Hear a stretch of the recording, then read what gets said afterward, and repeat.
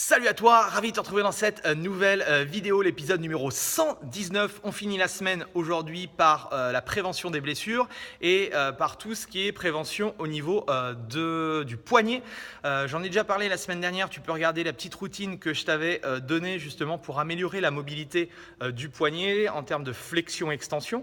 Et honnêtement, pour coacher énormément de personnes, c'est souvent une problématique. Les gens ont souvent des douleurs sur tout ce qui est mouvement de planche, de pompe, tout ce qui est mouvement d'ATR, tout ce qui est mouvement d'haltéro ou de front squat ou de mouvement de presse.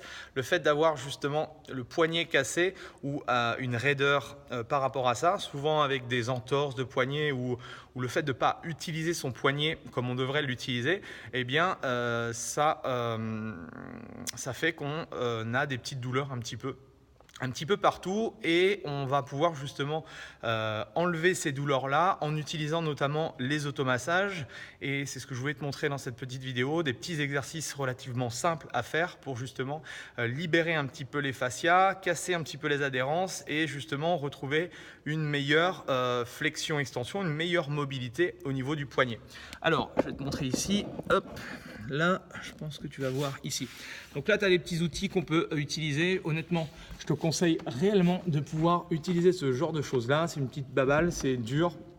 Ça, on appelle ça une cacahuète, la petite jaune. Et là, une petite balle, c'est des balles de lacrosse. Bref, tu peux utiliser, si tu n'as rien sur le coude, tu peux utiliser une balle de tennis dans un premier temps. Tu vas voir qu'après, c'est relativement souple les balles de tennis. Mais dans un premier temps, ça fera l'affaire. Alors, ce qu'on va déjà faire un petit peu ici, tu vas poser la main. C'est ce que je t'avais montré la semaine dernière. Je t'avais montré une petite routine. Donc là, tu peux chercher justement à avancer le poids du corps vers l'avant. Et tu vas t'amuser à essayer de pivoter en essayant de garder la paume de main, d'accord, sur le sol. Ici, tu t'amuses justement. Et là, même chose, point fermé, point ouvert. Tu vas libérer.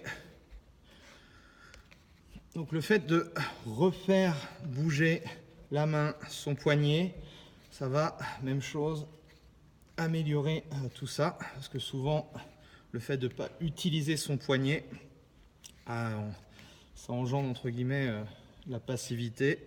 Et le fait de ne pas bouger une articulation, elle s'encrasse un peu.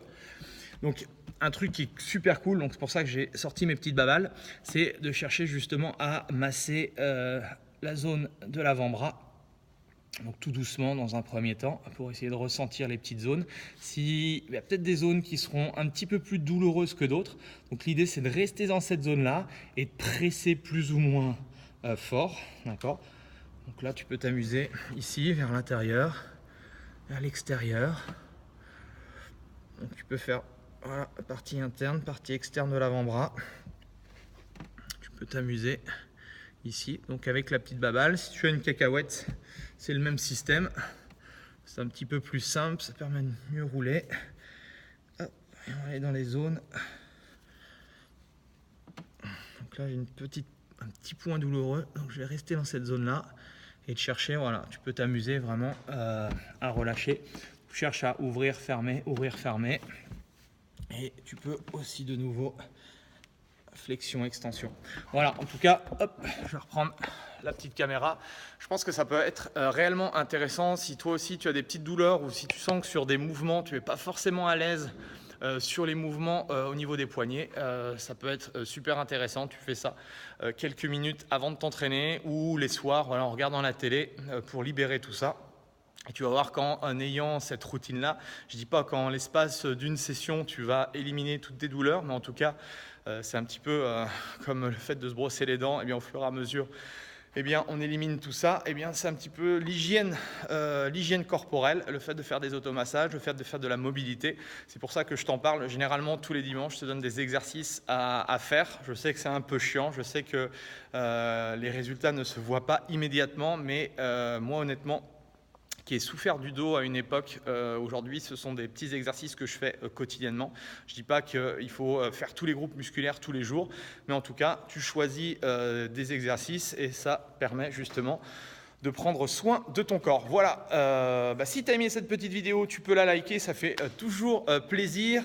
Nous, on se retrouve demain pour une nouvelle semaine.